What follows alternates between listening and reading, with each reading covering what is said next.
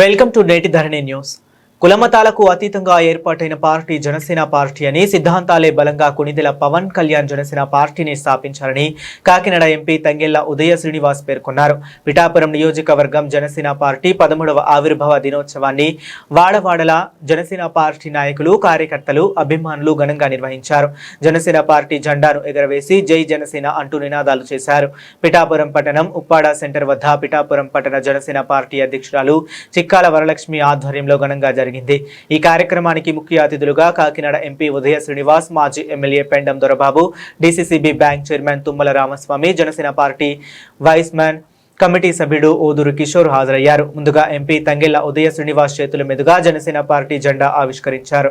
అనంతరం భారీ కేక్ ను ఎంపీ ఉదయ శ్రీనివాస్, తుమ్మల రామస్వామి, పెండం దొరబాబు, ఓదూరు కిషోర్ చేతుల మీదుగా కట్ చేసి అభిమానులకు పంచారు. అనంతరం జరిగిన సభలో వీరు ప్రసంగించారు. అనంతరం పిఠాపురం ప్రభుత్వ ఆసుపత్రిలో రోగులకు పళ్ళు, రొట్లు అందజేశారు.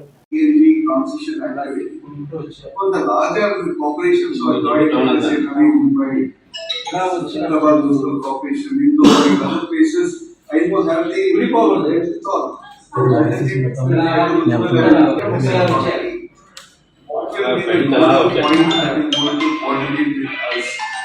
So we therefore need to set place mechanism with the states, the PNRGB, and this entire medical family will be able to work on a single database. And we are looking at these actions. Point number 2, I will request all of you also.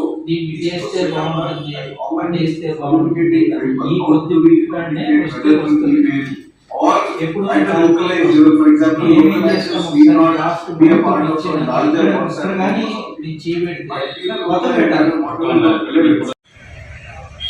అందరికీ నమస్కారం. ఈరోజు పిఠాపురం పట్టణం జగ్గీ చెరువు తరఫున మన Pithapuram municipal commissioner గారిని, అలాగే పాడా పీడీ గారిని కలవడం జరిగింది. పిఠాపురం పట్టణానికి 30 వార్డులు ఉన్నాయి. ఇప్పుడు 36 వార్డులు చేస్తున్నారు. కాబట్టి జగ్గీ చెరువు కాలనీ అన్నది 1994లో ఏర్పడింది. అప్పుడు సుమారు 2000 మంది ఉండేవారు. తర్వాత 2019లో ఆ 18వ వార్డుని 23 వార్డులకి విభజించడం జరిగింది. 20, 21, 22 వార్డుల కింద. అయితే ఇక్కడ ఏం జరుగుతుందంటే, ఈ జగ్గీ చెరువులో ఈ టౌన్లోకి సంబంధించిన అందరూ కూడా ఇళ్ల పట్టాలు ఇవ్వడం జరిగింది. జగ్గీ చెరువు వాళ్ళ ఇల్లు జగ్గీ చెరువులో కట్టుకున్నారు. ఓట్లు చూస్తే ఇతర వార్డులు వేస్తున్నారు. దానివల్ల జగ్గీ చెరువు అభివృద్ధికి కుంటుపడుతుంది. అందుకని మేము కమిషనర్ గారిని ఒకటే కోరాం. ఇప్పుడు 36 వార్డులు అయినాయి కాబట్టి జగ్గీ చెరువుని ఒక 6 వార్డుల కింద చేసి, ఏదైతే ఇతర వార్డులో ఓట్లు ఉండి ఇక్కడ నివాసం ఉంటే ఇతర వార్డులో ఓట్లు ఉన్నాయో వాళ్ళందరికీ కూడా మార్చి జగ్గీ చెరువులో ఉంచాలని మేము కోరటం జరిగింది. ఏంటి, ఇవాళ జగ్గీ చెరువులో సుమారు 15,000 మంది జనాభా ఉన్నారు జగ్గీ చెరువులో.